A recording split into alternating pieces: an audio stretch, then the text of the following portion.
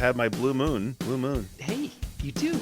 That's do. craziness. Is it standing alone? It is. It's standing very alone. Yes. So for all you furs that get that. And for those of you that don't, it's probably best. That's true. This is Barely Furcasting, featuring Tabin and Injured Nerves audio production. So hello, Tabin. Hello, furs in the Podiverse, and welcome to the podcast once again. Yay, puppy-sode or something. Puppy-sode. Or if I were to make like a dress or something, then I would have puppy-sode. Wow, once again, we're getting off to a really great start. This is amazing. Wow. Just rapidly going downhill. It's like a soapbox derby. It's like there's push it up no at the top and yeah. It just goes down.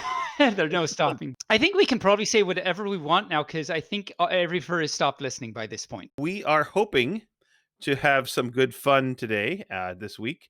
We're all glad you're all here.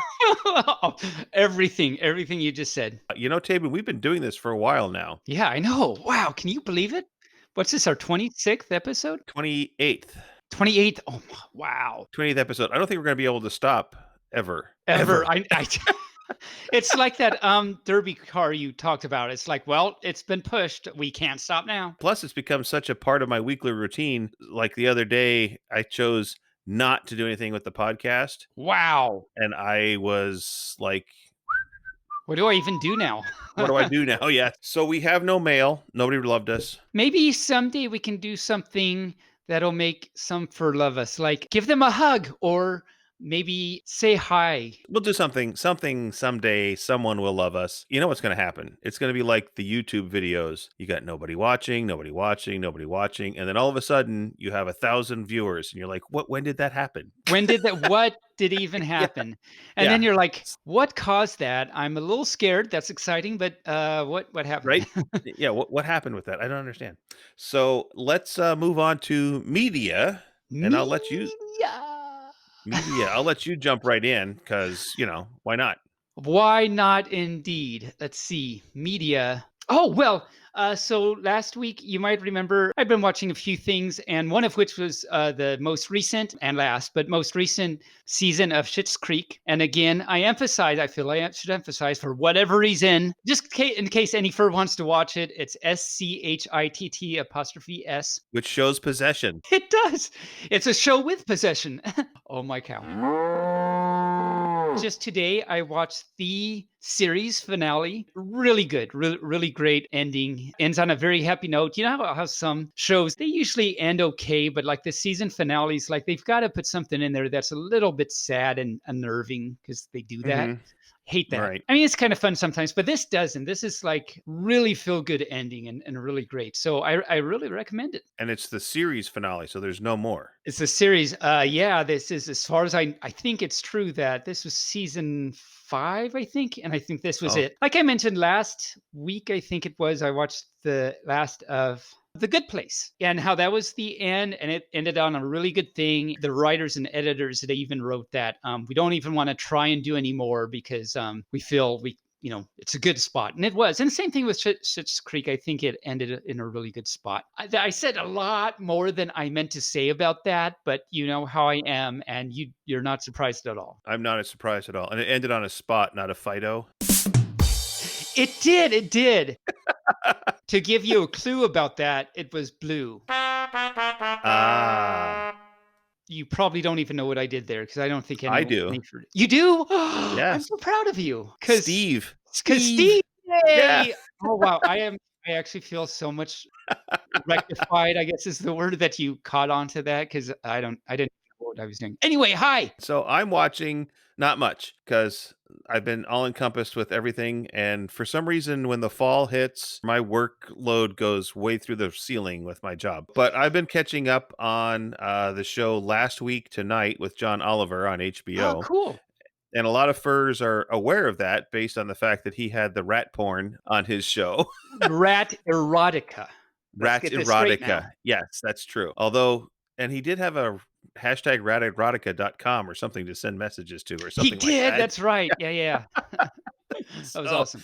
He highlighted that a couple of weeks ago again because he talked about all the art that he has bought over time with his show. But the latest show, they had went ahead and honored him with the sewage treatment plant in Danbury, Connecticut. That's quite an honor. And that's about it. I mean, I really haven't watched a whole lot more. Well, you know what? I think it is time for us to post our link for Our 5 minute furs for fun. 5 minute purse for fun. I don't know either. I apologize profusely to every fur, but I did it, so can't take it back. Hey, look, it's Koi's Raccoon. He got in on 5 minute furs for fun. Hello, He Kois. How are did. you? Hi, thank you for having me. Well, you're welcome. So I understand you know Tabin somehow. Yes, so I know Tabin through working at, I guess I should say volunteering at Furlandia. You know, he helped me co-host the dance comp, and I also worked with him doing opening ceremonies where he played with Bucktown and did, I forgot the songs. I remember Take 5 and You did Take 5 and All You Need Is Love and Born to Be Wild. yes, all back to me now.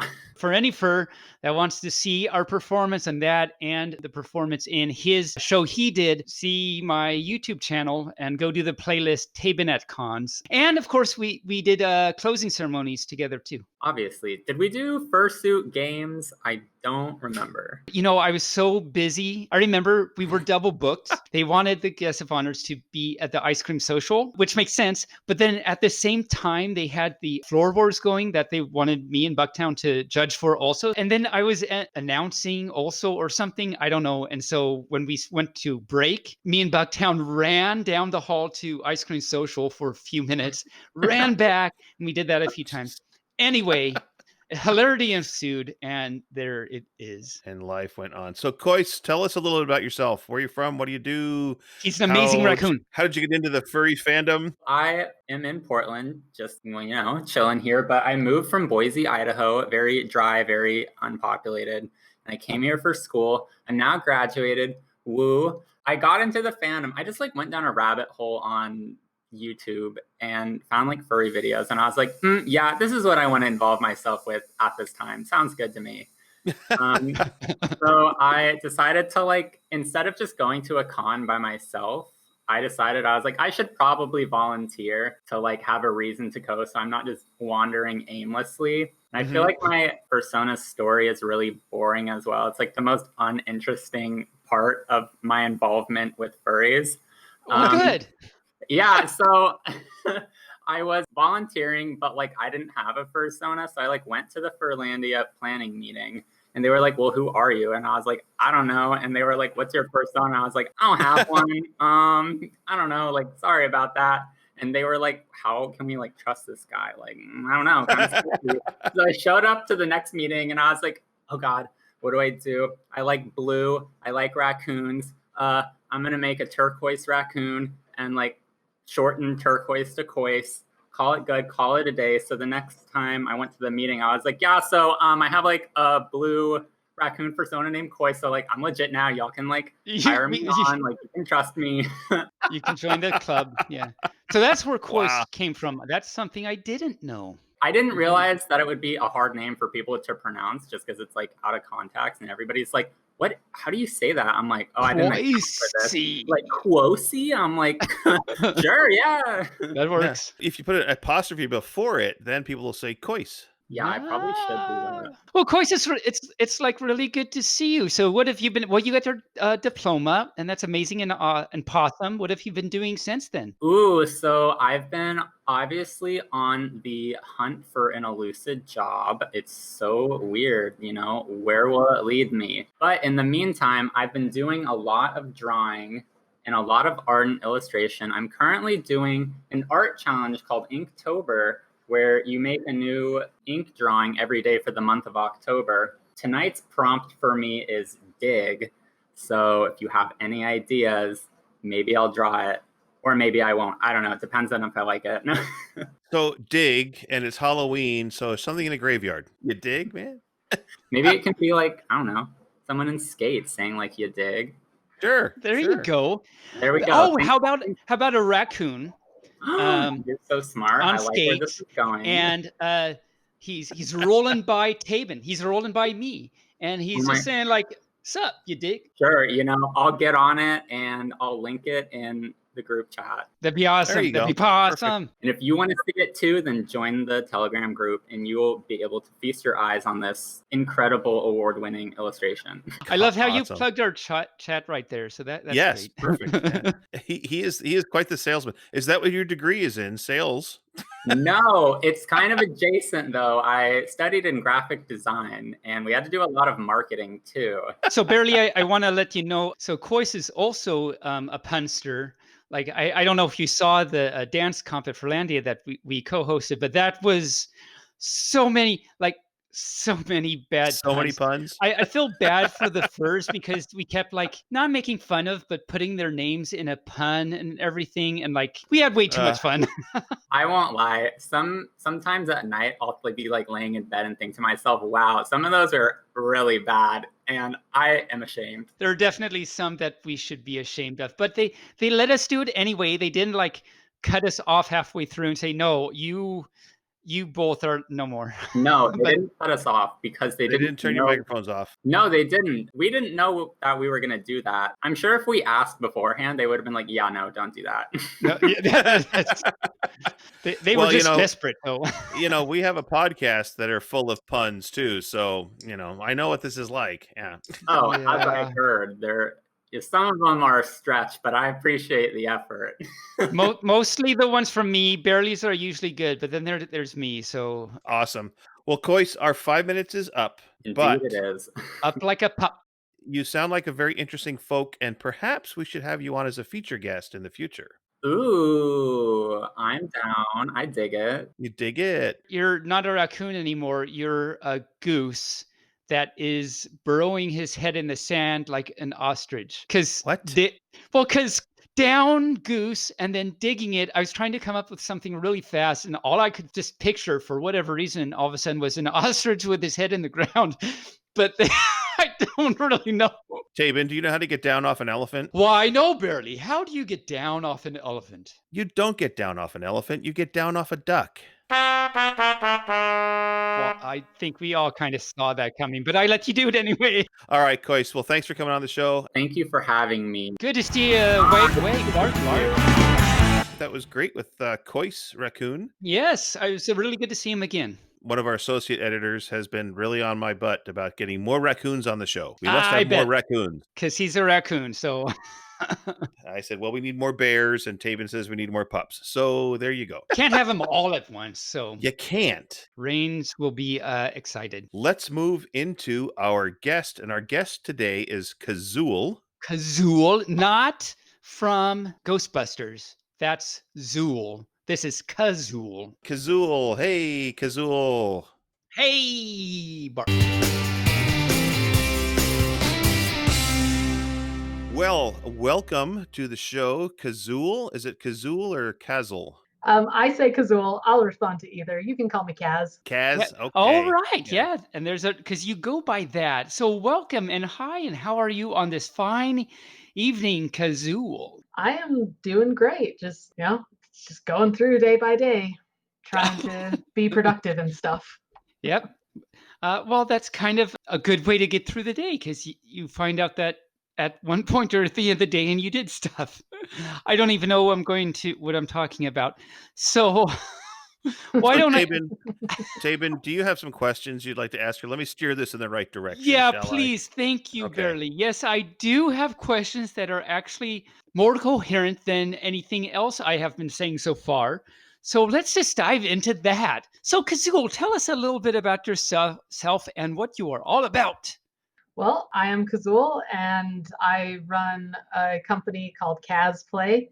It's kind of a pun on Kazul and the word cosplay, just mashed together. I like to make tutorials and patterns and tools to help other people, to teach them how to get into this hobby, because I think cosplay and all the subsets underneath it is just a wonderful hobby. It gets your creativity going. It's such like a multifaceted hobby that takes so many different disciplines. It's a lot of fun to perform at, first of all, and it's a lot of fun to build yourself and can really build your confidence in ways. And I just want to help people to be able to enjoy this hobby as much as me. So that's kind of what I'm all about now. Cool. We like it. Contributing to both those out there and to yourself, and that's just wonderful. And so, do you consider yourself a furry? I would have to say yes, because that's kind of where I got my start. Okay, good, good, good. I found the furry fandom in like 2009, 8-ish, and it was through like a picture of a fursuit on DeviantArt that I saw. It was actually like a Kamari cosplay from Final Fantasy, so the blue lion guy. Um, Okay. and it, it was the coolest thing I'd ever seen on the internet as a young lad, and it was it was inspiring. And I saw in the comments people were saying fursuits and furries and stuff, and so I went and looked it up and went down a rabbit hole. Yeah, the bunny hole continues too to this day. It Wow. does. So you started on fursuits then? Yeah, the monsters Yes, came later. Okay, cool. yes, that's right. So I guess and kind of related then, do you have your own persona? I do. So my persona Kazul is actually a griffin. The bird half is an American kestrel, and the lion half is a mountain lion. Both those creatures are native to the area that I live in, and I've had it's been cool to have close encounters with at least the kestrel and see them in the wild. Do you have a fursuit of your persona? And if so, was it like your first fursuit or how did that progress go? It was one of my first ones. So when I first got involved, I was just going off to college, and I was a little bit nervous about what people would think of this weird hobby that I was trying. So I decided to make something that, in my mind, would make sense to a lot more people. So when I went off to college, I did join the juggling club and performed around in unicycle and juggling and stuff. And the mascot of my college was a cougar. So my first fursuit that I built was a cougar, and I used it to perform with the juggling club at events around my school. Oh, wow. Talented, So talented from very early on. so that was the first suit that I built, and it was just to kind of get experience. I did try to start building a griffin, and I still have that attempt. I never finished it, so I can't call it my first one. So my persona suit was the second one that I built. Okay, okay. The first attempt wasn't exactly what you're the happiest about, I can I'm guessing. Well, I mean, everything is hard when you start out, Oh, and yeah. you're bound to make failures. And so that one was my failure, but I can't bring myself to throw it away because it was one of the first big projects that I attempted. It was, and I mean, I'm sure you learned, like, so much from it. I mean, that's how we Oh, learn, yeah. by, like, failing, so great. Yes. So then the monsters, where did they come from? Is that, like, some deep, dark, hidden Kazul in the Soul Secret, or what's going on there? Well, sort of. Like, I've always loved video games growing up, and one of my favorite series of all time would be Warcraft. So Warcraft 3, well, even starting at Warcraft 2 on. That was very high fantasy and beautiful artwork. So I got married in 2011, and my husband is also a big fan of Blizzard and Warcraft. And in talking to him, we planned on going to our very first BlizzCon in 2013. So I know that they have a costume contest there. So and because I'd spent like a lot of time with my husband watching old BlizzCon clips of their cosplay contest and everything, and I'm like, man, I need to do this. I need to compete in this. So when I started making the more realistic monster creature like suits, it was for BlizzCon to compete in their contest. So based on those kind of fantasy creatures, that started me in that direction. And that was a whole nother rabbit hole that I just like. I've enjoyed that so much. Now, before my first BlizzCon, I like did some suit commissions. So I probably built maybe like 6 or 7 fursuits before I started making the BlizzCon cosplays. So is that kind of your focus now, those types of things, or do you still like weave some fursuitism stuff in there? Or I occasionally get the itch to do more of the stuff that's popular right now, the big cartoony stuff. I'm actually planning on making the, I guess, 2.0 version of my own persona, and same with my husband because he's involved in the furry fandom too. that's exciting, cool. That's actually how we met. So, and he had ordered a fursuit before we'd even met. So I want to make like the next versions of our characters for us, and I just haven't had time. But it's on the list. But I do really enjoy the more realistic creatures, the delving into more Hollywood monster suit technique things. I just think that's really fun and it's a challenge, and I like that direction. Yeah, I mean, I've seen some of these things that you've done, and like, wow, you've got some talent. I can tell that every single one is challenging. So these creations, then, are they typically commissions or made for a particular project? I mean, you already mentioned you created some for BlizzCon, and so that was kind of your motivation there. But these days, is it more towards that end, or do you just make things that just because you want to create them? Right now, I would say that BlizzCon is still a huge motivation for me. It's like my favorite time of the year. It always happens around my birthday, and it's just like that BlizzCon is so electrifying, the air when you're there, and it's so cool and inspiring to see all the other cosplayers and meet up with my friends. It's like the big family reunion every year, and I love going to it. So it's like that's a huge motivation, and I always want to have a project for BlizzCon. It's kind of a bummer this year that it was canceled, and last year I couldn't go either because I had just given birth to my daughter. Oh, So well, that's a good reason. it's a good reason, but I still miss it. So hopefully next year, anyway, next time is I will definitely be building a big creature project for that. But some of my other motivations, like I like to build stuff for myself or for my YouTube channel to produce content.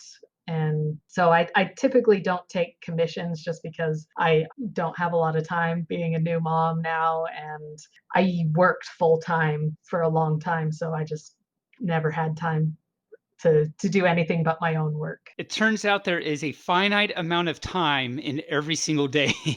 Yes. Who would have thunk it? So your creations then that you make, how long do they, like, on average? I mean, I know of course every project is totally different. What do you say on average? How long would a project take to make that? That includes the design process, which I know is a long process anyway. So the design process and the actual building. How long do you think all that takes? Well, for my BlizzCon costumes, planning for the next year's build happens on the drive home from the convention. Oh, okay, okay. So it's a So long it's road. it's basically like a year-long process. I typically like spend the last couple months of the year. So BlizzCon happens at the beginning of November. So I usually spend the rest of November, December, into January just planning. I'll take a little bit of a break, but I'm planning. I'm ordering materials to test and doing different tests and just planning, making sketches, thinking through like how I will do it, making a schedule. And so it typically takes like my biggest projects, they just keep getting more time consuming, but it's typically over a year that I work on them. And like my biggest one, Hogger, he was the one that he actually won the grand prize at BlizzCon 2017. Congratulations. I saw that. Yes.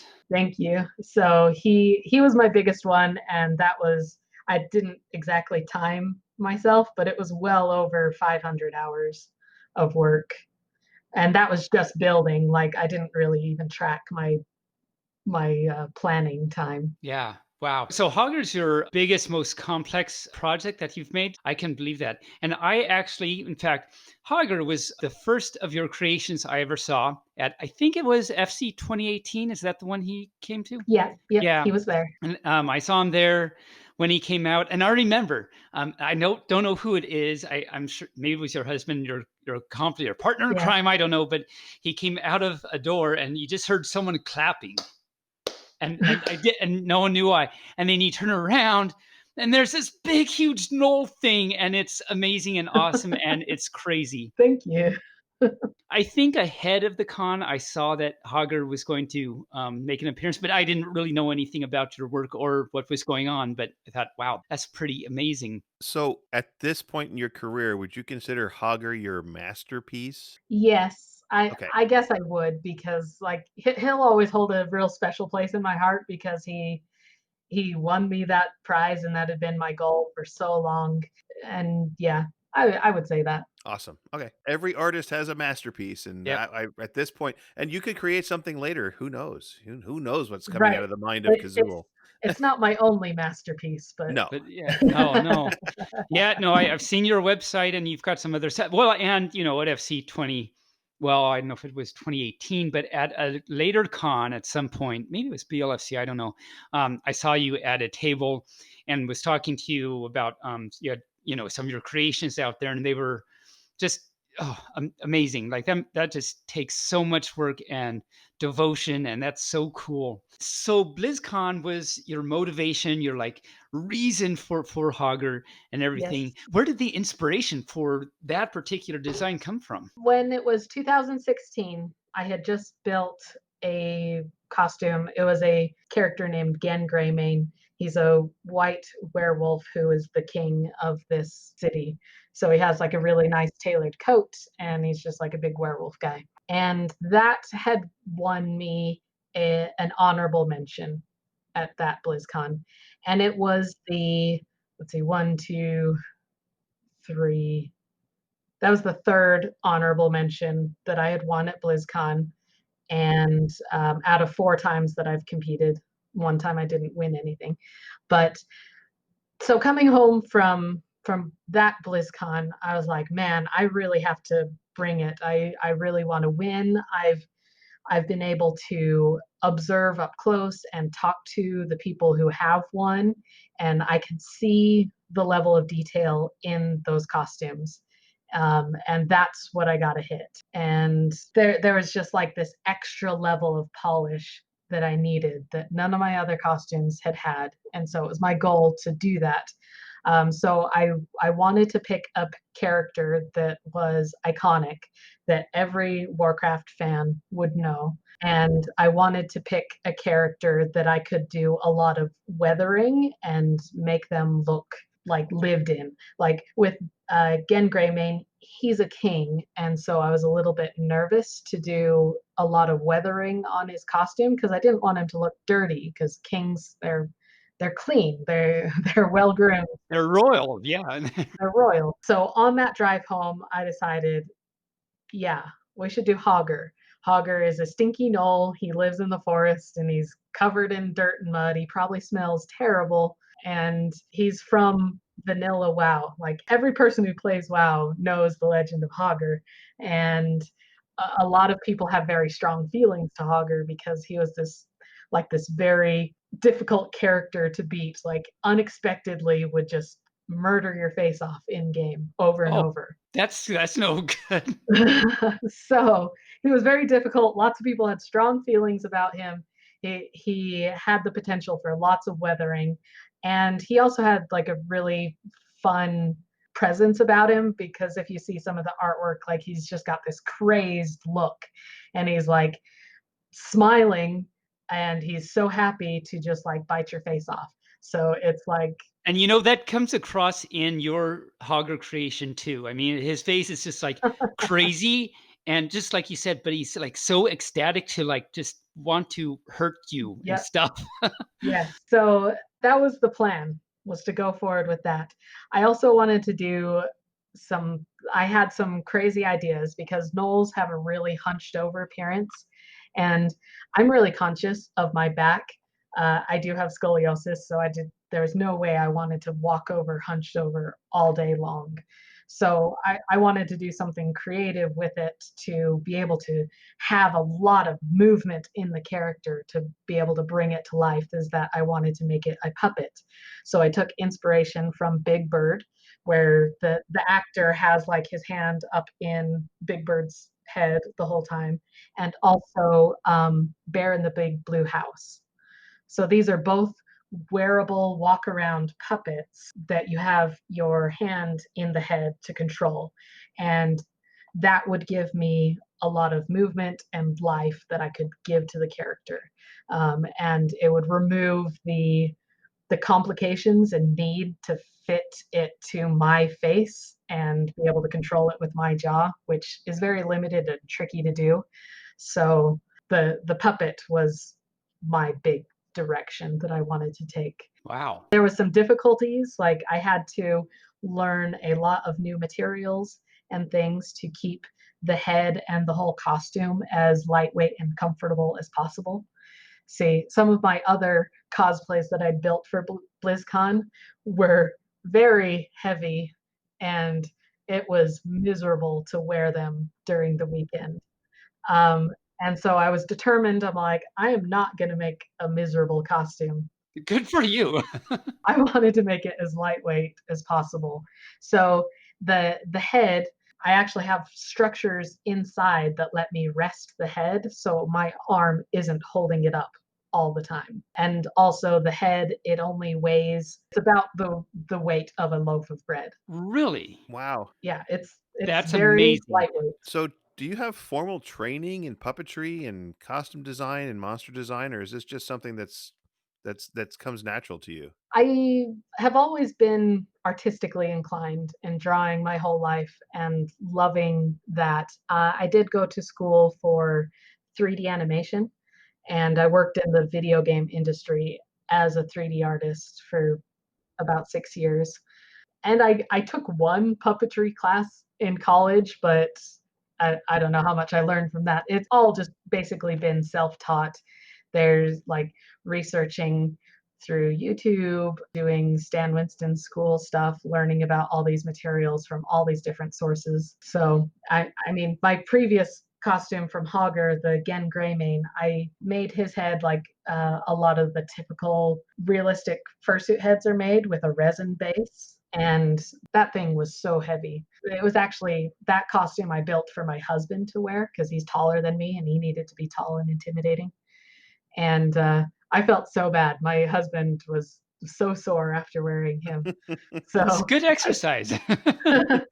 so I decided that, I've moved up past resin and I like to use foams like EVA foam and an even lighter weight one called L200 and L300 to make a lot of my costumes now because it's just so lightweight and it's rigid enough to hold the shape, but flexible enough that you don't have to be worried about it getting squished.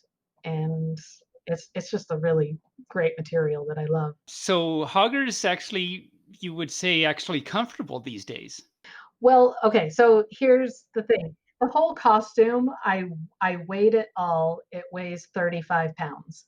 And that sounds like a lot, but I had it mostly strapped to my midsection. So there was no huge weight on my arms or on my head. And usually when you're carrying stuff in your arms or having a heavy weight on top of your head, that's where you feel the soreness coming in. But if it's all strapped around your midsection, it's way less of a big deal. So actually at that BlizzCon that I took Hogger to, I happened to get like the worst cold that I've ever had in my life. Oh no. So even going around all day with the worst cold of my life, wearing the whole Hogger get up, like the next day I wasn't sore from carrying the cosplay, which was my goal. And in that video, the one where Hogger won, you seem to actually move around pretty well too. So that was actually pretty impressive. Yeah, that was one thing. I wanted the character to move really well, so I designed it to be really comfortable. So I had like two big computer fans mounted inside the neck structure that helped circulate air into me. And if you could see, like my legs were exposed, like the character's legs were outside of mine in this weird puppetry kind of theatrical illusion. Like, have you seen those walk around T-Rex costumes Oh yeah, yeah, yeah, yeah. where the person's legs, you can see them and they're kind of puppeting the legs. The legs work like that, but I knew that in BlizzCon it's usually low lights, and I knew the stage had like a black background because I'd been there before, and so my black tights that I was wearing over to cover my legs like just kind of blend into the background. So do you hug her often, or are you usually the one to wear your costumes? I knew you said your husband does, and how much of a part of it do you have in that? So I've kind of been switching off every year. It's for the last couple of years. Like, okay, I'll build a big thing for me, and then I'll build a big thing for you, so that we can both kind of experience that. Because it's fun on both ends. Like if I'm outside, I can see everyone's reactions to my creation, and I can talk to people who know me from my YouTube channel or from winning with Hogger, and they can, or I can see my friends and I can actually say hi to them and still show off my work. So, but sometimes it's fun to be the performing character. So, I like to switch off and build different big projects for us. I do not Hogger very often anymore, just because he's very it's a lot of pieces. It takes a lot of space in our vehicle to travel with him, and if I fly anywhere, he's not coming. He's Nice. just No. too big. Well, I saw your Hogger suit up video just the other day, and yeah, complicated. I mean, there's a lot there. So I'm Yeah, I need somebody who knows what they're doing to help put him together, and my husband, of course, is my partner in crime for that, so he understands and knows where all the pieces go. Yeah, that's very helpful. So, getting back kind of to the making, how do you feel? Of course, so between fursuit making and your monster creation, for lack of better words, there's obviously big differences, but there's probably similarities too. So, what, as far as the making and design process goes, what are similarities and differences, the big ones that you see? I like to spend a lot of time in the planning process. I think through all the previous costumes that I've made, fursuit and monsters, and try to think like how I can apply the lessons that I learned from them. So I say, oh, this fursuit, it was a little hard to see. This creature was a little too heavy, and like figure out what I would solve, change in those ones when I'm thinking forward to the next one. So they can help each other. Yes, the skills are completely the same. I would say the difference between my creatures and monsters for the most part, and kind of like your typical fursuit, a lot of the times is just the finish, the amount of layers. A lot of fursuits stop, right at the sewing part once they get all the patterns sewn together, which is fine because they're supposed to be like colorful and cartoony, and that reflects that well. But you can take it a step further. You can add airbrushing, which some people do, and that's just like another layer of finish. And then with monsters, like another layer on top of that would be weathering. Weathering just kind of makes it seem lived in. So a lot of the fur on Hogger, I took scissors to it, and holding the scissors in parallel to the fur fibers, I just like trimmed and hacked up at the fur to create a little bit of unevenness, and to make it, because nothing is that uniform in nature as where you get the fur off the bolt of fabric. Especially a big knoll like Hogger. Right. So just little things like that, like those layers, adding those up, that's what creates what I think is a really nice, I guess not realistic, like Hugger I can't really call him realistic because he's a fantasy creature. He has this huge grin and crazy eyes. He he doesn't look like a real hyena that is in Africa right now, but he does look like believable is the word I like to use. He looks like he could exist in our world, you know, so he looks lived in, like with believable details. I put like I kind of airbrushed like a lighter dirt color around his paws because if you go and walk through the dirt in your shoes and clothes, it actually puts like a light dust layer that looks like across your stuff. So little things like just observing what happens in the real world and applying those to your characters, like those can add a level of believability. Oh, that's cool. No, yeah, that makes a lot of sense. And of course, all those little things, they all add up. Right. But that's a really good. I like how you're connecting. Well, I don't know if the word is connecting, but taking experiences from real life and your observations from real life and applying that to make your own new life in your creations, and that's pretty cool. Yeah, it all has to do with like your like what your goals are. If your goal is to just make a what looks like a cartoon character that has just walked into the real world. Like fursuits are great for that, and there's a lot of that takes a lot of skill, and so it's just like which direction you want to go. But they're very similar things. They all take a level of sculpting or carving with the fur, an understanding of shapes and 3D. It all takes a understanding of patterning and sewing. So they're very similar, and that's what allowed me to transition so naturally into this. There are some other skills like I always love to be learning, so it's just like just building just step upon step of different skills. I think it's obvious you like do your own, like the initial design and drawings. You do your own, I assume. Yeah, I mean for my BlizzCon stuff, they're based on characters that have already been created by Blizzard. So I start with their concept art and then make my own with either, oh, kind of both. I start with like a sketch, like drawing over my body or trying to draw my own interpretation of the character.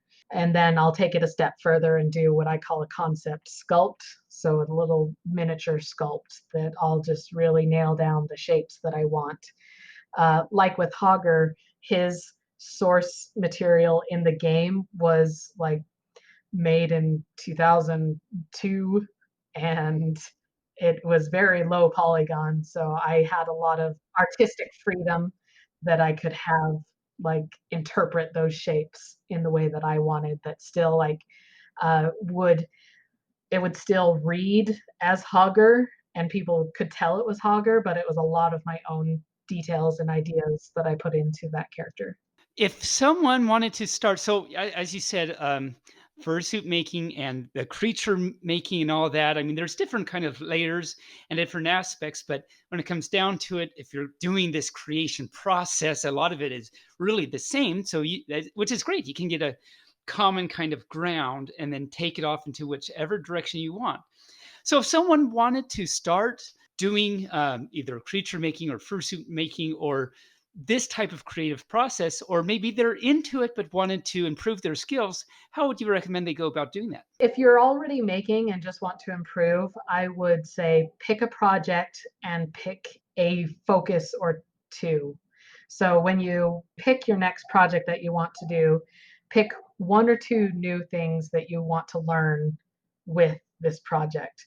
Like for Hogger, my goal was I wanted to do a lot of puppetry things and I wanted to experiment with some lightweight materials. So those were basically my two goals. With Gen Greymane, I wanted to learn how to make a resin base, and that was my first muscle suit that I had built. So I always love the part where you use your projects that you're passionate about, that you want to build, to be able to learn and build the skills that you want. If you're just starting out from zero, you like have no practical building experience, you'll have to start small. Like start with buying a pattern and following a tutorial to build like a little stuffed animal.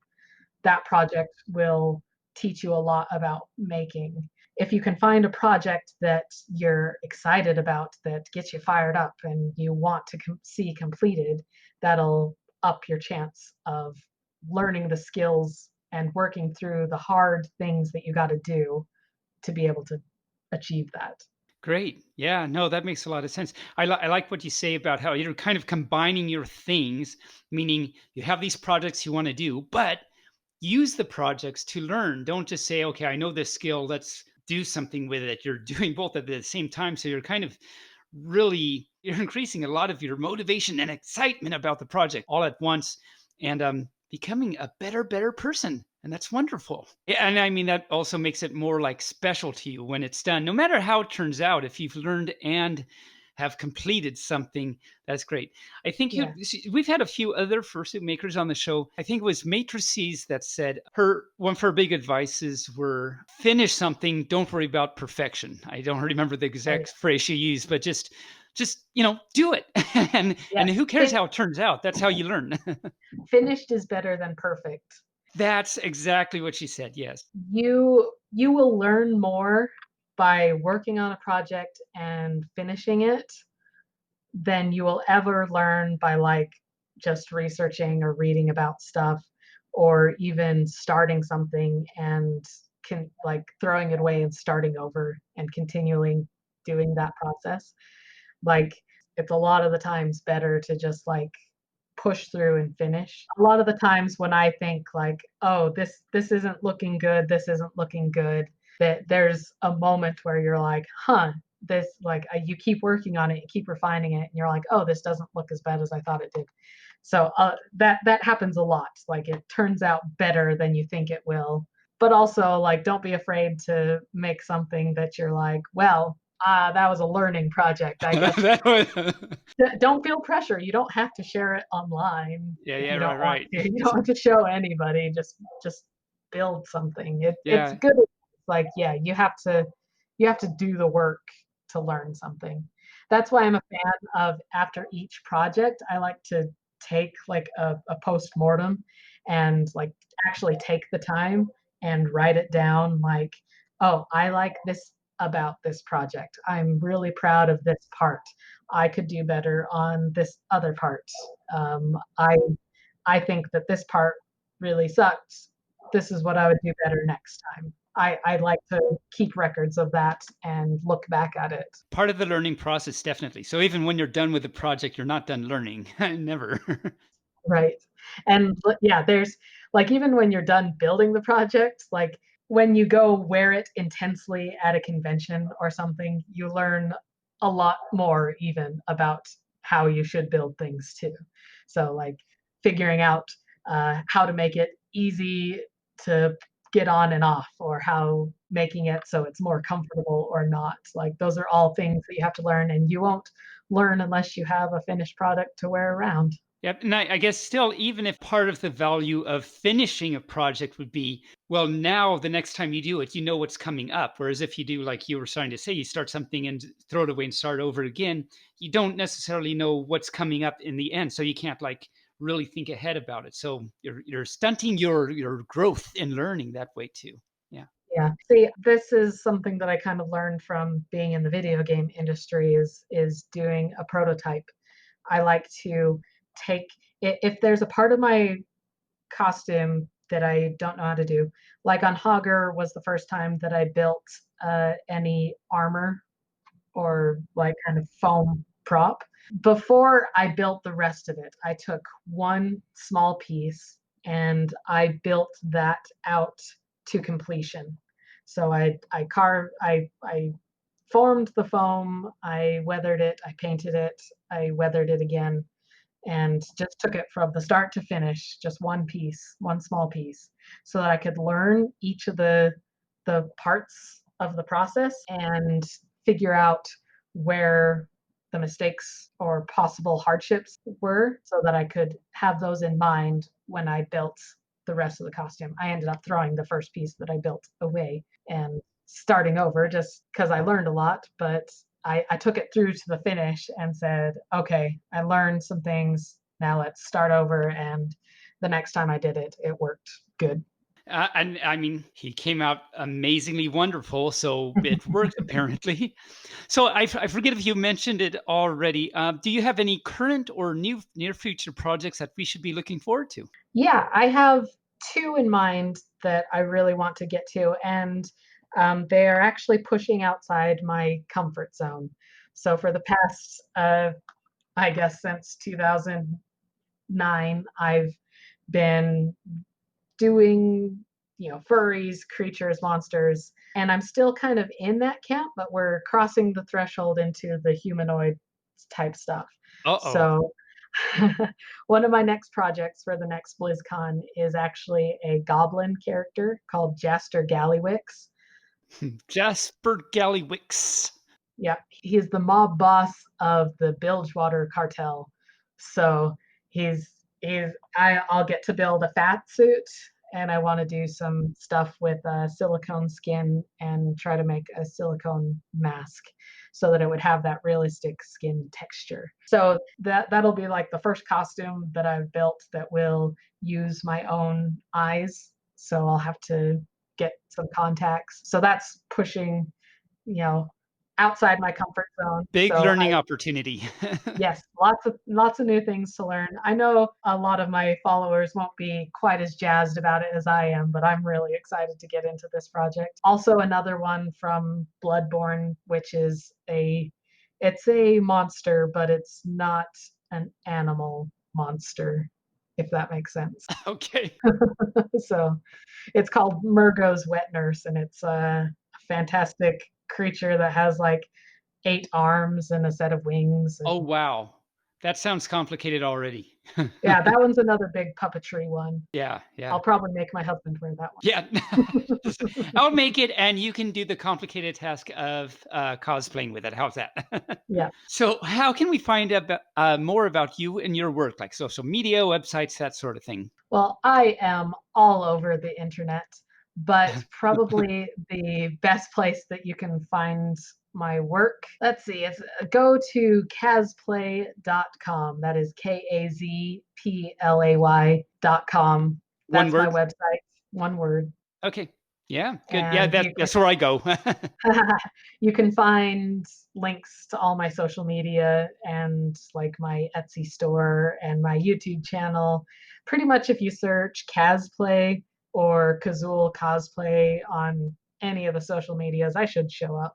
Okay, good. Yeah, so it's nice when it's easy to find what you're looking for. So thank you for making it easy for us.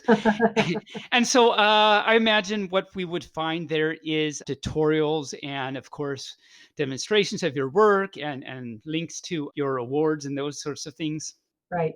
Yeah. On my YouTube channel, I like to do a lot of the behind the scenes on my builds as well. So you can go through and watch me explain my thought process as I'm working through. Like I did a lot of videos on Hogger. So you'll see me like talking about building the legs or how I built the neck structure and the head. And I talk a lot about the choices that I make and why I've made those choices. So it'll maybe help inform you if you're building a big project, or it might just be interesting.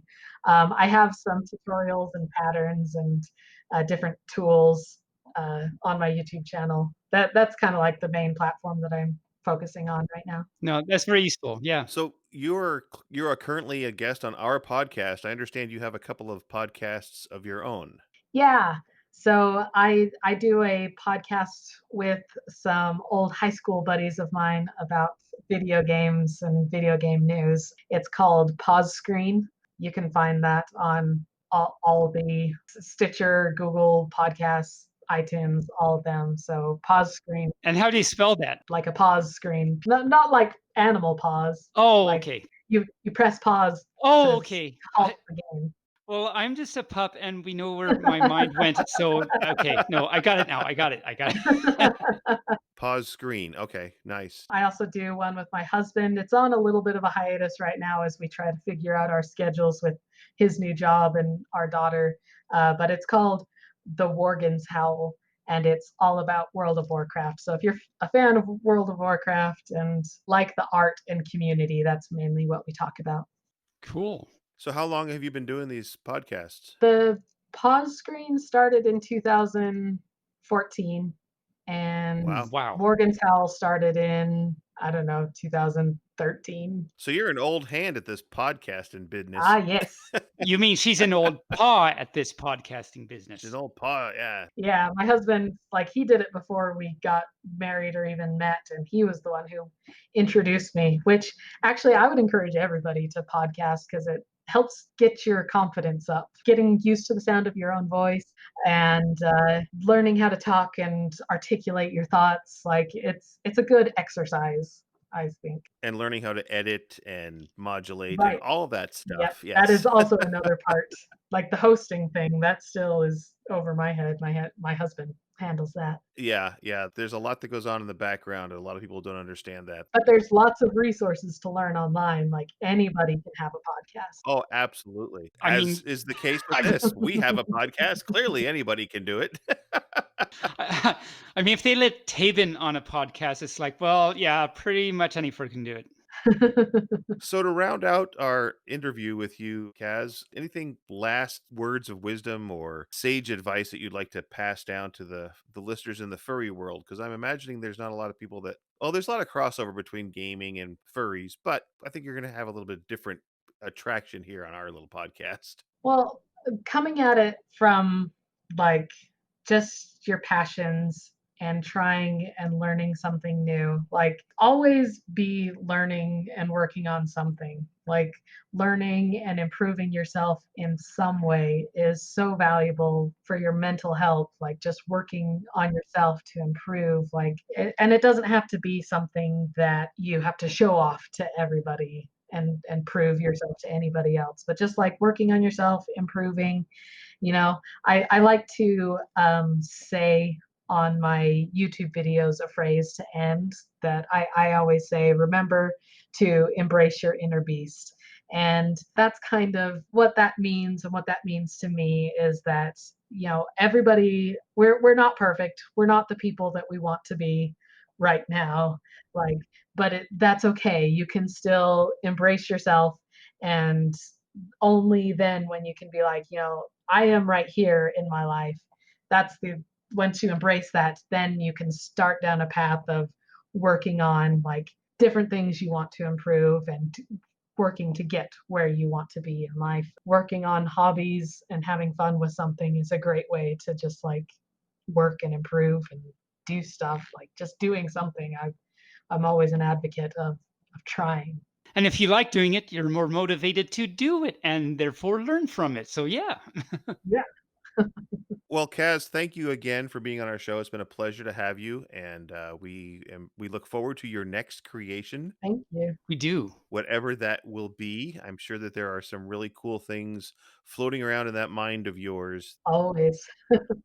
Someday we're going to see in real life. So again, thanks again. Yeah, I wag and in a very scarily manner. Well, thank you for having me on. I had a fun time. Great. Thank you so much. Bark, bark. Wow, that she's a tantamount professional, I would say. Hand to mound. I'm surprised I was able to say that actually. So, yeah. Tantamount, yes, yes. Yeah. Quite the interesting person. She's very, very talented, definitely.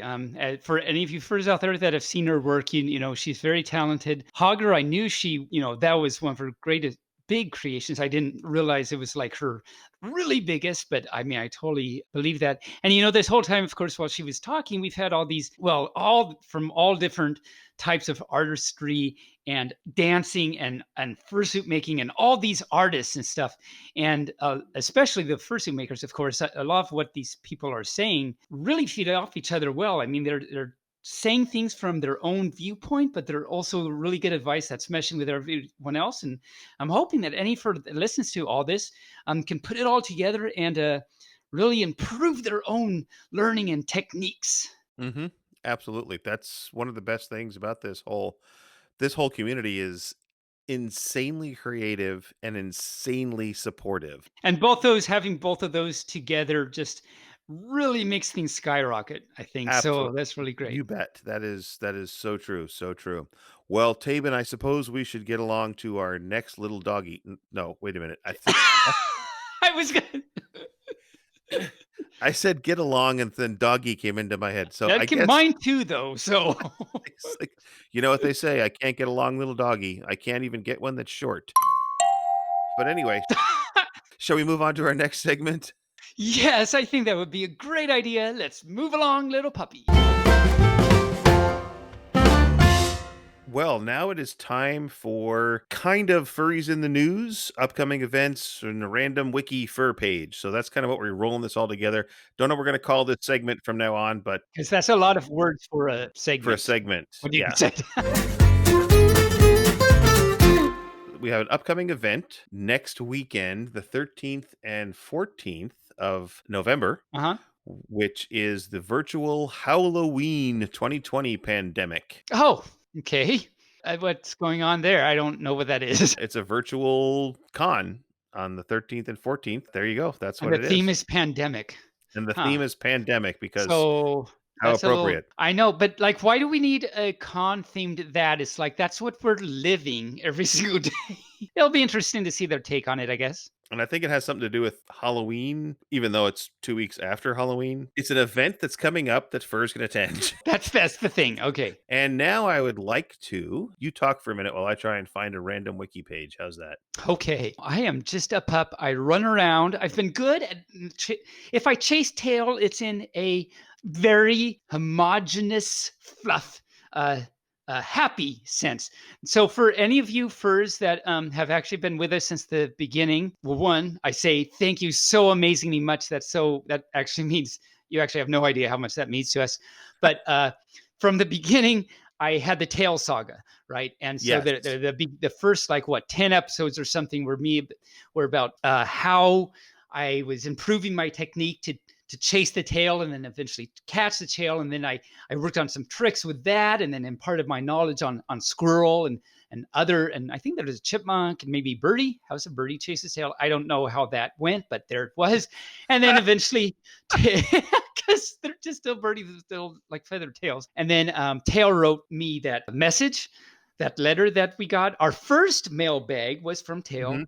And Yeah. so all you furs that haven't heard it, you can go back and hear about the Tail saga and all that. So anyway, I say all this because just to pupdate that everything's still going well. We still live in harmony. Tail's laying right beside me right now and wag a little bit of the thumping on the A little floor. thumping. And yeah, and Nice, nice. Okay. and I don't know, maybe the thumping's coming because his fluff has some Madonna song in fluff. I don't know.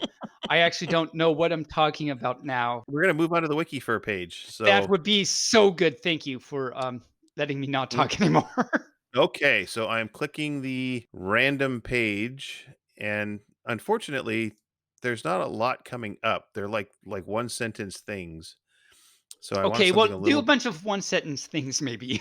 Okay, so the first one that came up was Strider Orion. Okay. Strider Orion was a furry artist with a fursona of a blue horse.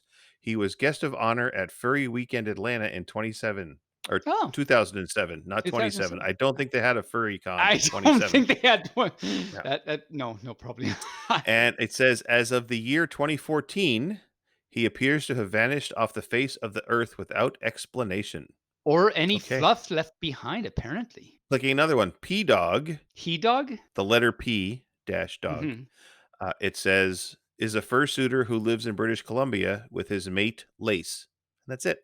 That's good to know. Click one more. This is Anthro-hio, as in Anthro, Ohio. Oh, yeah. Okay. Okay. I've heard that's Um, actually a good one. This is their entry from 2018. Okay. Anthro-hio 2018 was the 16th in the series of Morphicon Anthro-Ohio conventions, Okay. and the third under the name Anthro-hio.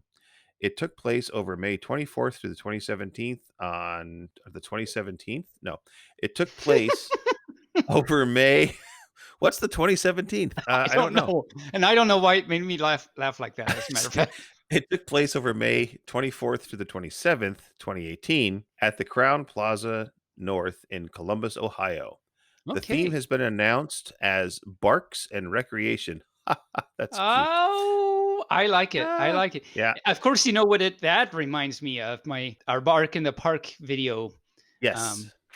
Our and Bark in the so Park video. Bark in So the Park. there is That some was actually a random. good one. I like that one. I don't know why I said that, but there it is. We have an upcoming guest in a couple of weeks, Ronnie Callan, and he has a podcast called Barking With, That's and true. That's true. he will explain that. So tune in a couple of weeks and hear Ronnie Callan talking about that.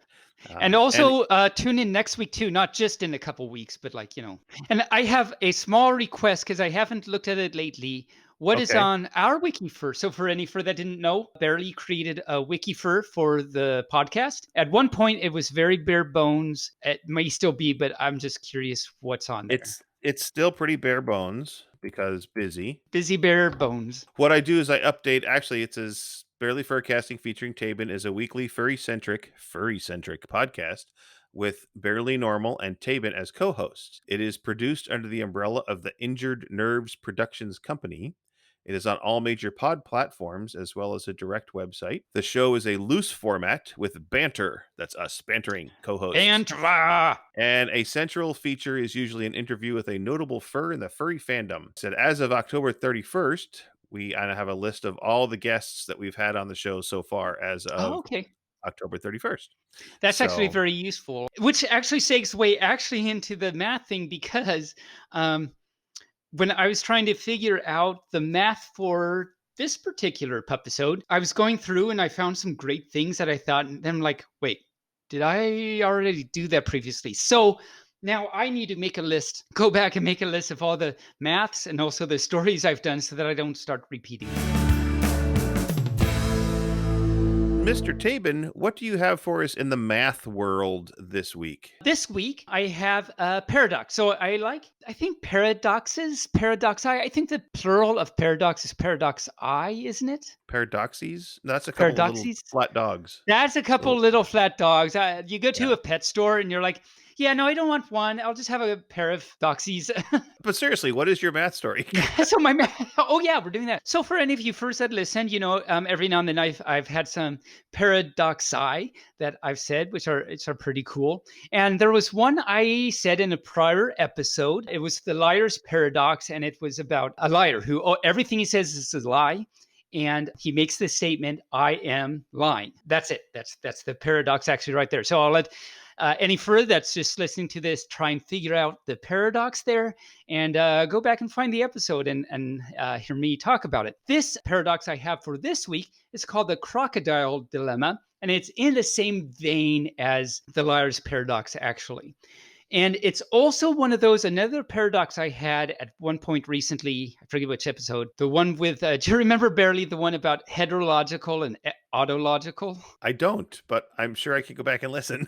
You should go back and listen because that one takes a little bit of thinking. And so I bring that up because this is another one that's a little bit of thinking, and we'll see if I can actually explain it. The crocodile dilemma goes like this. The premise is that a crocodile who has stolen a child, so isn't this starting out great? Wow, it's so positive. We just went right there. So this crocodile steals a child and he promises the parent, apparently the parent is still there. So he promises the parent that the child will be returned if and only if, that's exactly only if the parent correctly predicts what the crocodile will do, whether or not he returns the child or not. Okay, so this is saying the crocodile will return the child exactly if the parent predicts that he will return the child, and vice versa about not returning the child. If the parent guesses that the child will be returned, that's not very exciting because the crocodile is going to keep the child. So, I mean, that's predicted right there. There's nothing strange or exciting about that. The dilemma comes up to the crocodile if the parent guesses that the child will not be returned. If it is the case that the crocodile decides to keep the child, i.e., is not returned, that means that the prediction of the parent has been validated. So then the child has to be returned. Okay, great. But if the child is to be returned, then the prediction is wrong. Then the prediction is wrong. Exactly. The parent's prediction has been falsified. which means that by the original premise, the child should not be returned. But then if he's not Oh, returned, you go back to the original thing. So it's like it keeps waffling back and forth. And what's the answer? It turns out that the question of whether or not of what the crocodile should do, there's no justifiable solution. It's a paradox. as soon as you got there, my brain went, "This will not work." This is a really cool paradox in that it's just like you said, it's like, okay, you're going along and listening and fun little story and everything. But at a certain point, your brain is like, Wait wait a a minute. minute. My fluff has Yeah. just been blown. This is okay. This is crazy. So, anyway, I thought that was a really interesting thing I would share this week. And there's kind of other paradox in this genre of the liar's paradox that are really interesting and cool. Maybe I'll Hmm. talk about one of those or another paradox in a future week. I kind of went down a rabbit hole today on math, and I found math limericks. Have you ever heard of math limericks before? I don't think so. There are some really cool math songs out there. Like I know there's the Klein 4 group. They sing about math and stuff. There's a branch of math called group theory. In group theory, you've got these things called groups. There's a well-known group in group theory called the Klein 4 group. So there's, of course, a bunch of math people got together that sing about math, and they call themselves a Klein 4 group. Anyway, interesting that you say that, but I don't think I've heard of any limericks. No. So here's one you're going to like. A mathematician confided, a Mobius strip is one-sided. You'll get quite a laugh if you cut it in half, for it stays in one piece when divided. That is amazing. That like so hits it on the fluff. Well, don't hit the fluff, but it hits it on the fluff of what we talked about a few weeks ago. Right? Yeah. Moby strips, climb balls, and everything in that limerick is 100% truth. And here's one. You will probably want to write this down later. Okay. But when you listen to it and you have to tell everybody that it's true. A dozen, a gross, and a score, plus 3 times the square root of 4, divided by 7, plus 5 times 11, is 9 squared and not a bit more. That is amazing. That's so amazing. No, thank you, Barely. That's just so, both of those were so, but that was amazing. That, of course, brings me back to our episodes when we had Math Magic. Yes. If you go back and listen to, there's some episodes that have some Math Magic, and I predict what number Barely is thinking of. That was awesome. But yes, definitely. I'll go back and listen to it, what you just said, and see if that's correct. I have to say, now you got me all excited and stuff. Okay. I have to Excited, say, yes. yeah, based on the Mobius strip one, just a little trivia Mobius strip that I don't think I talked about when I talked about before was if you take a Mobius strip and I talked about like drawing how it's one-sided because you can draw a line on it and you only have one Mhm. side. If you cut down like with scissors down the middle of that, what do you think you would get if you cut it all the way around with scissors down the middle? You just get a longer Mobius strip, don't you? You would think so. You actually get a longer, twice as long strip that's actually got a 360-degree twist in it, not a 180-degree. And what do you think happens if you cut that in half again? And what do you think Man. happens if you took your original Mobi strip and instead of cutting it down the middle, cut it down like a third? You don't What happened? What You happened? actually get two linked, so it's not one piece of paper glued together. You get two linked loops, one of which is a Mobius strip and the other is not, I believe, if I remember right. I know it's two things that are linked. Huh. Well, so since you talked about that and you talked about Klein bottles, Mhm. here's my final limerick for you. Hmm. A mathematician called Klein thought the Mobius strip was divine. He said if you glue the edges of two, you get a nice bottle like mine. Oh, what wow, this is so, I am so excited right now. I am waiting all over the place.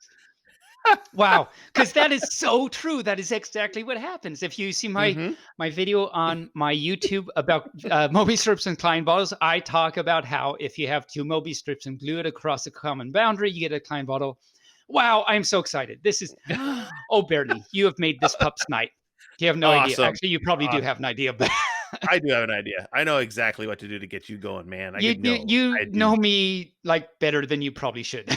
Yes. All right. Should we move on to our really bad jokes?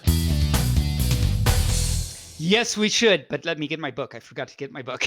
Okay, well, you go get your book. I'm just going to leave this running, and I'm just going to talk behind Tabin's back. I'm talking behind Tabin's back right now. You know, one of the funniest things about Tabin is there is no funniest thing about Tabin. He's all funny. There's a lot of funny things about him, but he's one of the funniest pups I know. One of the best pups I know to hang around with. Oh, wait a minute. He's back. I have to stop talking about him now. Hi, every fur out there. I guess I'll find out what that was about in a few weeks when this episode airs. Yes, you will.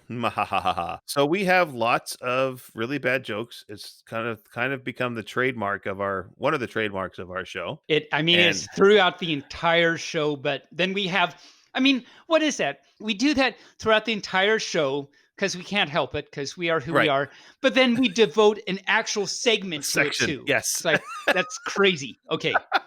But here we are. Tabin has found a book that he calls Tabin's Really Bad Joke Book. Although it's really called what, Tabin? It's called Funny Jokes and Foxy Riddles, and I don't know if I agree with any of those words. I agree with the word and, but every other word I don't think I agree with. Well, I'm going to start because I have a really funny joke that I think you'll enjoy. I was shopping for a bird cage the other day, Yeah? and I wanted to make sure it was made out of aluminum Okay. and that there wasn't any nickel in it. I wanted it to be a Nicolas Cage. Oh my fluff. All of a sudden, I just saw myself get snake eyes. Okay, just to explain for any fur out there, there's this movie called Snake Eyes starring Nicolas Cage. And okay, that was great. That was Yeah. We'll have to face off with different jokes. I got that one too. It took me actually a millisecond, but I did get that too. There you go. There you go. All right. So What's your again, Nicolas Cage was in a movie called Face Off.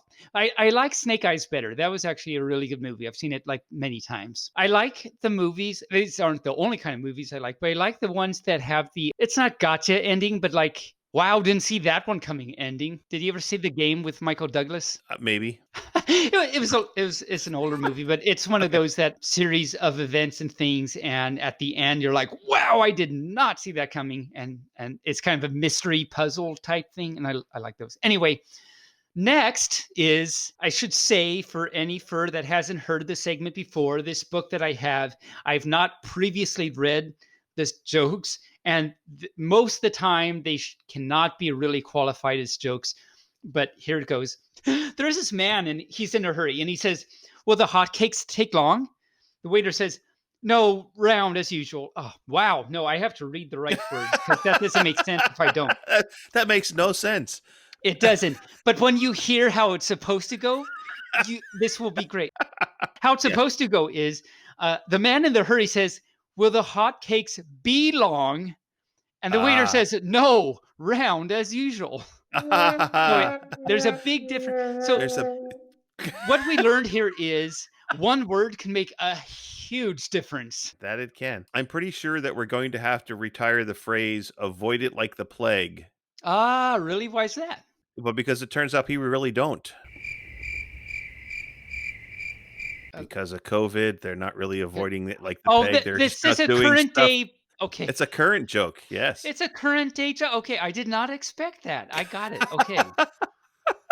Wow. And we talk about a current joke. We're not talking about the little round fruit either. So No, we're not. Mhm. Speaking of salt, there was a little boy, and he said, I'd like to buy that dog, but his legs are too short. The clerk at the store says, too short? Why? All four of them are touching the ground. Okay. Okay, I'm having trouble. I'm going to read this again. This might be like one of those where, I don't know, maybe it's just me, but one of those from this book that we don't know what it means. So the little boy says, I'd like to buy that dog, but his legs are too short. Okay. The clerk says, too short? Why, all four of them touch the ground. Yeah. I don't get it. I don't get it. They're not too short that they can't touch the ground. So they touch the ground. They're not too short. That is so horrible. Right?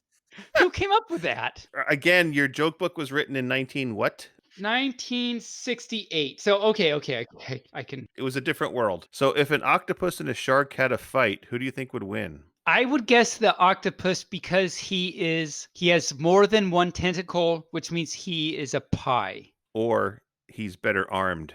Oh, okay. Yeah. I was close. I was close there. You were Okay. very, very close. I was impressed. I was going to be impressed with that. So cool. Is it like I think it was last week when you like got it? Like you just got Yes. it? Did you get my pie reference? I realized after I said it that you probably don't know where I was going with the pie. No, I didn't get the pie reference. Okay. So let me explain because it's So not please worth explain. it. It's very much not worth taking time for me to explain, but I'm going to anyway. So I was thinking more than one octopus is octopi. And Right. then I was thinking they have more than one tentacle and Uh-huh. combine that with more than one octopus, which there wasn't, but in my puppy brain there was.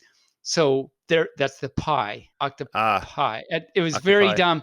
As I said, it was not worth it for me to explain that right now. Correct. But Okay. as you properly mentioned, it's our pupcast. We can just say whatever we want. That's right.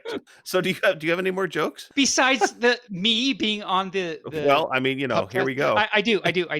I have two more actually. For any fur that's still listening, I Thank want you. to hug you so much. Oh my cow.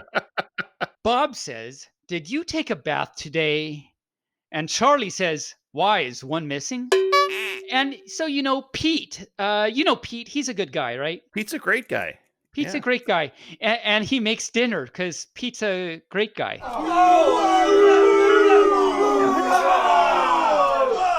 Okay, so this actually wasn't the joke from the book, but something Oh. I just did in my little puppy brain. So let me do that again. So Pete's a great guy. He's eating his sausage and pepperoni pizza. Pete says, "My mother knit my brother, who's in the army, 3 socks." "Why 3 socks?" Tony says. Pete says, "Well, my brother wrote and said he had grown another foot." Ta-da. Yeah, but that was better than my pizza thing. So Yeah. Okay. so we'll just stop there. Well, hang on. I have one more. Oh, you have one more? Okay, we'll stop with mine. Yes. So, recently we had an election. And this is We another did. another timely joke. Current times joke. Okay, I love it. Yes. Yes, we did recently have an election. And what about We that, did. Fairly? Well, a lot of the red states collided with the blue states, and now all the states are marooned. Oh my cow. Okay, I got that. I actually got that. Well, let's take us off to trivia and see if your puppy logic can help you out on some of these questions. Yes. It's been pros. It's been working out sometimes and not working out sometimes for my puppy logic. So let's go with that. Yeah. Pick a category. Kitty-gory. We'll do 3 questions, and yes, it was just recently National Cat Day, so these are the kitty That's gories. that's true. So this is very apropos, I think is the word. I'm not really sure what that means, but I've heard it somewhere. Pick a category: geography, entertainment, history, literature, science, or sports. Let's do literature. And the question is, what novel is subtitled The Modern Prometheus? I don't know if my puppy logic's gonna help me out here, but we'll try. Prometheus. He was this guy that went to the prom because it's in his name, Yes. and he was at one point a quadriplegic because of the prometheatic limbs he had. And what was the question again? Oh yeah, subtitle. This is a subtitle for a novel. What I'm doing now is very novelly crazy. So what was the Prometheus? What was it? So the novel is subtitled The Modern Prometheus. Okay, so he had modern prosthetic limbs at the prom that he took his date to, and then he saw the poodle in the corner. So I would have to say the book was To Kill a Mockingbird. Your puppy logic was going down the right avenue because the book is Frankenstein. Oh, well, hey! Yeah, my puppy logic was very pieced together and very abnormal Yes. thing. So yeah, that's great. Geography, entertainment, history, science, or sports. Let's do sports. Here you go. You should know this one. Who has played the most regular season National Hockey League games as a defenseman? Do you know what hockey is, first of all? I do. It's the ice and the puck thing, and it's not the thing from Midsummer's Night Dream, which puck I'm proud of myself for knowing. Are you proud of me for knowing that? Maybe you should have gone back to literature. I really should have gone back to literature. How did I even know that? So yes, hockey is the ice and the stick and everything. So say the question again. So they want to know who. It's the name of a person. Ooh, name of a person. Who has played the most regular games in hockey as a defenseman. Wayne Gretzky. No, it was Chris Chilios. But thank you. That was just like your puppy logic just went zing. Zing. It was, Zing. okay, it's getting there. It like I get a half a point every now and then. So Yeah. All right. So final category will be what? Geography, entertainment, history, or science? I think I'm gonna go with entertainment. What heavy metal pioneer band was Ozzy Osbourne the lead singer of for their title album in 1970? Black Sabbath. You are correct. It was Black Wow. Sabbath. I didn't even, my puppy logic just like the synopsis just like fired really quick. I didn't have to like lateral thinking my way through it or anything. I don't know how. Absolutely. That was wonderful. You were like zing right there. Black Sabbath. Like I don't know how I knew that. That brings us to the end of our podcast, Taven. Oh, it does. Well, Can you believe it already? I cannot already. We did that.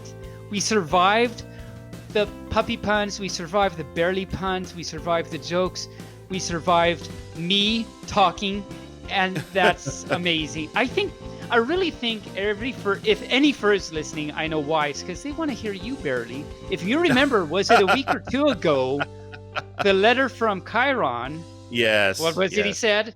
He said I have a sexy voice. So there you go. Yeah. But your voice is pretty sexy too.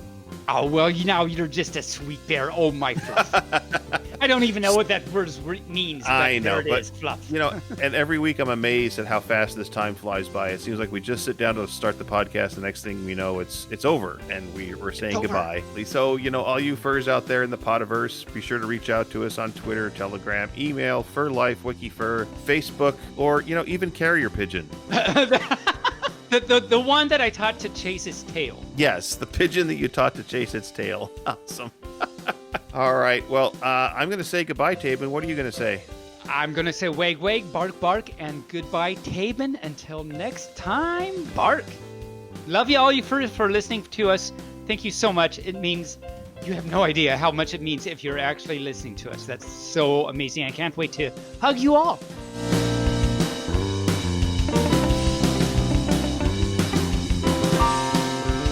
Barely Furcasting is an Injured Nerves studio production and is found on all major podcast platforms or can be heard directly at barelyfurcasting.com. The opinions expressed here are those of the hosts and their guests, and no commercial compensation was granted. The Furcast is produced, recorded, and directed by me, Barely Normal, aka Mike Began, and is edited by myself and our associate editors Rain Raccoon and Canes. This week's interview was edited by Rain Raccoon. Opening and closing theme music, as well as some interstitial music, was created for Injured Nerves Productions for the use on the podcast by our music associate Regday with Damian Tanuki. If you would like to send us a message, you can do so via email at barelyfurcasting@gmail.com or on our Telegram chat at BFFTchat, on Twitter, on our Facebook page, or on the barelyfurcasting.com webpage. You can also help support the show through donations at ko-fi.com/barelyfurcasting. Thanks for listening. We hope you come back and listen next week.